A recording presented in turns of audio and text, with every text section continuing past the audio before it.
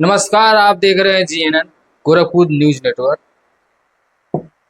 इस समय भारत की जो शिक्षा व्यवस्था है, कहीं ना कहीं इस पे प्रश्न चिन्ह उठ रहा है, संदेह के घेरे में आ रही है। क्योंकि यहाँ की शिक्षा व्यवस्था जो है, कह लिया जाए तो जर्जर अवस्था में चल रही है। लाखों युवाओं की जो भविष्य लिखी जाती है, लाखों युवा परीक्षा की तैयारी करते हैं, तन मन धन लगाते हैं, अपनी सारी एनर्जी झोंक देते हैं ताकि उनको एक रोजगार सा मिले, अपनी फ्यूचर सेटल करना चाहते हैं। लेकिन भारत में जो युवा है, जो तैयारी कर रहे हैं, कहीं ना कहीं परीक्षाओं पे एक प्रश्न चिन्ह उठ रहा है। 28 जून दिल्ली के जंतर मंतर पर भारत के महान वैज्ञानिक सोमनांशु, कह लिया जाए तो जेनजी प्रोटेस्ट युवाओं के साथ भूख हड़ताल पे बैठे हैं और उनकी एक ही मांग है, सारे जेनजी का एक ही मांग है। और कह लिया जाए तो सीजेपी के जो फाउंडर हैं अभिजीत दीपके, उनकी भी यही मांग है कि भारत के शिक्षा मंत्री माननीय धर्मेंद्र प्रधान जी इस्तीफा दे, क्योंकि उन पे एक प्रश्न चिन्ह उठ रहा है कि वो शिक्षा व्यवस्था सही से दुरुस्त नहीं कर पा रहे हैं। तो ये अनशन कहाँ तक जाएगी? क्या शिक्षा मंत्री इस्तीफा देंगे? लोगों को न्याय मिलेगा?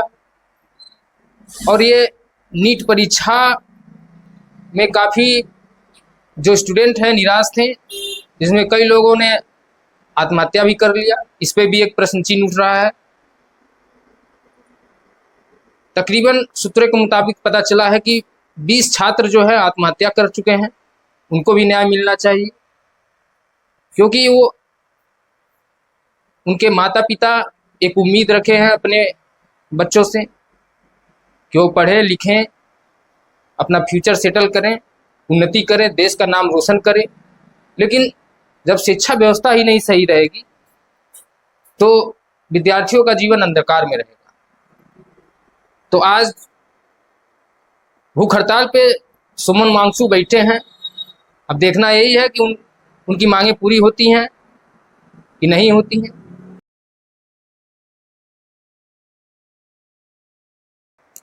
और हम आपको ये भी बता दें कि अभी नीट का पेपर जो है लीक हुआ था, जिससे दोबारा उसको कराया गया।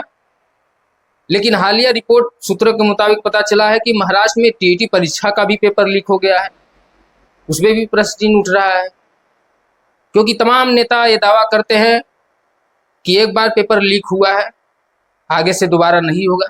लेकिन फिर भी अभी नीट का पेपर का मामला ठंडा भी नहीं हुआ है और महाराष्ट्र में जो है टीटी परीक्षा वो भी लीक हो गया। परीक्षा होने से पहले ही पेपर लीक हो गया, परीक्षा निरस्त करना पड़ा।